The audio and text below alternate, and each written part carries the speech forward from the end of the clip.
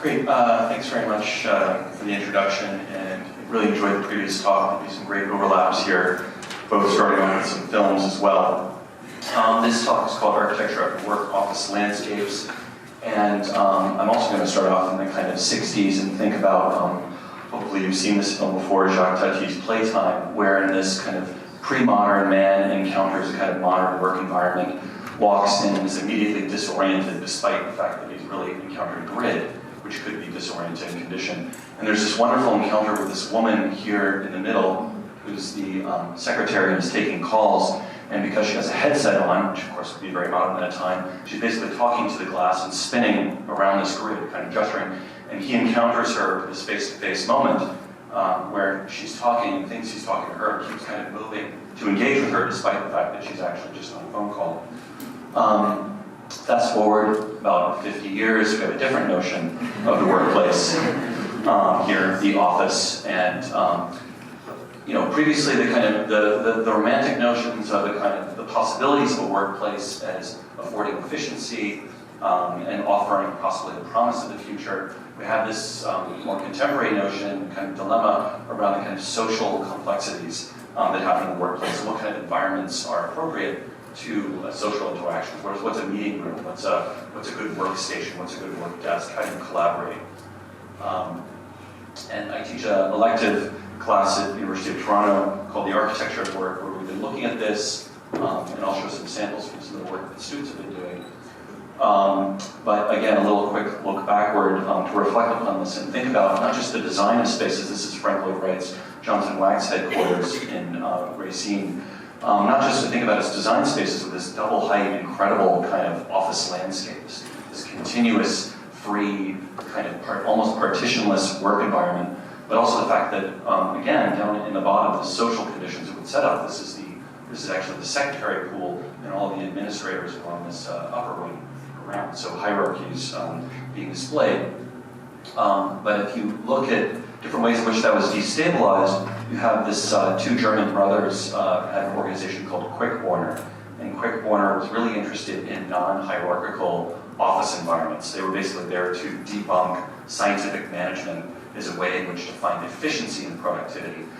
Instead, to find different kinds of social interactions. So here, the office space is laid out, this kind of landscape appears. If you follow these little linear branches, the thickness determines the frequency of travel, of movement across that corridor, if you will. And so in a way, the office gets kind of scattered like confetti across the landscape to really illustrate how people work together. So frequency of travel, what gets more quickly accessed versus maybe how these people might work together. So secretaries wouldn't be pulled together, they would be distributed, or someone doing a repetitive task might be distributed.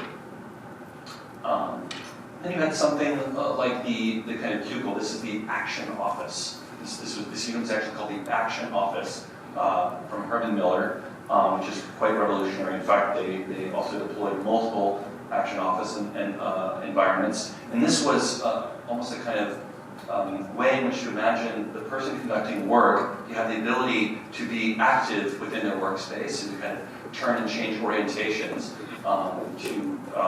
to be active within their action office. And then, as was mentioned earlier, this idea about the critical nature of metrics has, in some ways, I'd say, kind of bogged down innovations. We see that. We'll see examples of what are kind of being bogged down in dimensionality or dimensional dependence on understanding, sort of like goes to ergonomics, but also the kind of notion of efficiency. And other narratives. I'm kind of unleashing a couple of narratives here that I'm sure are mostly familiar. This kind of holy grail notion, social lubricant of the water cooler.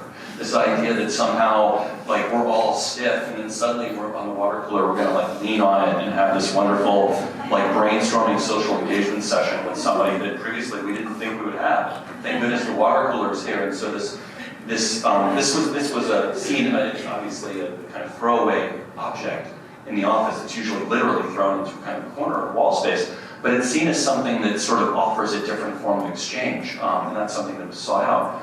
But have we really achieved this with some of our contemporary representations of the beanbag? I like this kind of sitting is the new smoking. If sitting is the new smoking, maybe sitting in a beanbag is the new pot smoking. But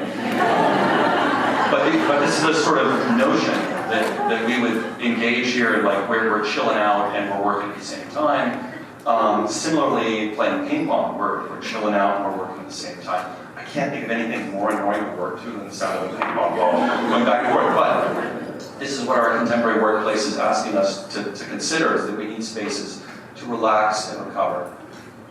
Similarly, our spaces of leisure, and I'm sure you've all encountered this condition, our spaces of leisure, the cafe, the once used to be the space that you would go and meet somebody and talk to, is now like walking into a library. You tiptoe in, you're like, oh my God, everybody's working here. Is there a place to sit to talk with my friend that I haven't seen in 2 years? No, there's not, because everyone's on their laptops and they're all on headphones or they're doing work done. So this kind of conflict between domestic spaces, leisure spaces, and work spaces, that kind of fluidity, has really complicated the work environment and also, I'd say, our homes as well. This thing fascinates me the most, which is the resurgence of the telephone booth. And the resurgence of the telephone booth is exactly what you would think. There's no place to have a private conversation in the office anymore. Let's say you get a call from your mother, your father, and you want to talk to them, and you just want to step away, you don't want your colleague to hear, yeah, it was cool playing ping pong for a little bit, but it's mom's calling, and you got to go and do a phone booth.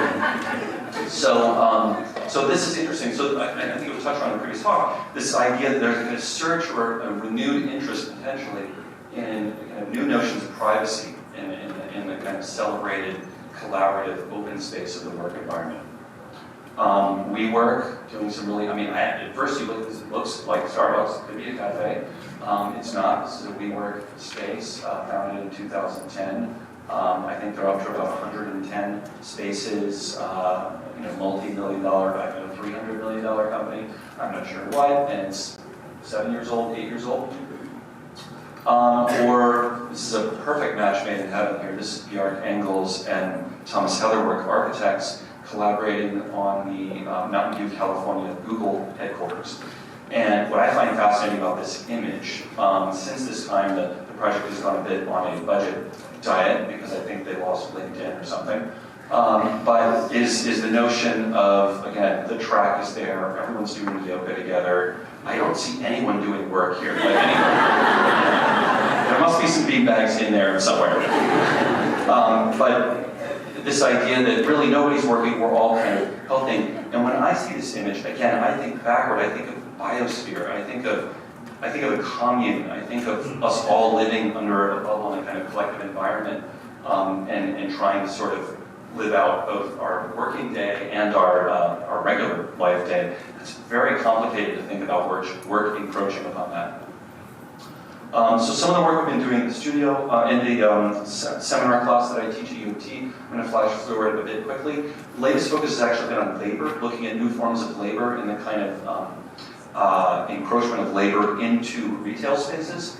So, for example, the printing plant in New York, too many interesting things to say about this, but I'll just cover the most interesting things here, is that this work environment is unique in how it collapses physical and digital effort by workers there. So, for example, something that could be automated and made with a robot, some things are actually intentionally left to be automated and human engaged in order for kind of like livelihood. Something that somebody could normally do sitting at a workstation is actually made where they have to get up, walk over, feed something into there.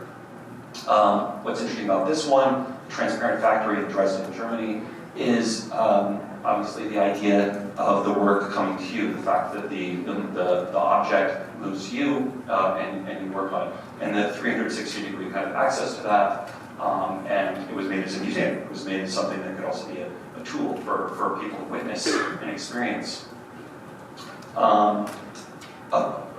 Very small project. This is a Bang brewery in St. Paul, Minnesota, which is very commonplace today, which is the kind of brewery / bar. So the idea that you can both, so work is happening, labor is happening, but also you can consume. Starbucks we talked about. So I thought I'd end very briefly with like a quick 4-minute run through a project we did this past January. We were invited as one of the teams to Envision Sidewalk Labs in Toronto, and we called our project Platforms for Work. a site maybe you know at 307 Queens Quay, down by the Gardner Expressway. It was an old television media building that is being adapted for their use with a tight budget. This is an interior shot. And really, what we were looking at was a shift from this idea of kind of fixed, static, kind of predetermined work environments, like the lecture info session, the kind of work task station, and the collaborative meeting room station, but instead allowing a kind of platform workspace where workers could shift and change their environment with some hardware, these 3 objects here, and some software, these large curtains. And so there's the software on the left and the hardware on the right. And it yielded these 3 major platforms, what we call the kind of maker platform, because this was one of the mandates. They wanted a space in which to get their hands dirty, do some soldering, make some things. An event platform, which is a chance for them to engage with the public, or maybe there's an expert in the field that's visiting Cyclone Labs at the time. And then a collaboration platform, which would allow for maybe a semi-enclosed environment in which 2 or 3 or more people could collaborate or discuss a current challenge. And this is the ground floor plan here. These are the 2 mezzanine spaces floating in the opposite corners. One floats just above here, and this one floats just above here. And so really this became this more of a kind of static kind of dirty workspace, and this was more of a kind of clean workspace, and then this middle space was given a bit more, much more flexible and related more to how they would engage with the public. And so these different kind of platforms for working would appear. This would be one where a kind of space for working and making would occur here. These would be spaces for collaboration, and these would be spaces to host events. And so these 3 objects, these kind of like large furnitures, could be shifted around in the space and would activate it in different ways. So let's say so this kind of hatch pattern shows where different kind of programs would occur, whether it's public, working, or making, and you can see they kind of change over either a typical day or a fabrication activity, or whether there's an indoor event happening, or whether there's a large outdoor event happening. And so this kind of dynamics between the software of the curtain and the hardware of the large furniture pieces moving around would really offer this kind of opportunity. So these are different visualizations of that interior.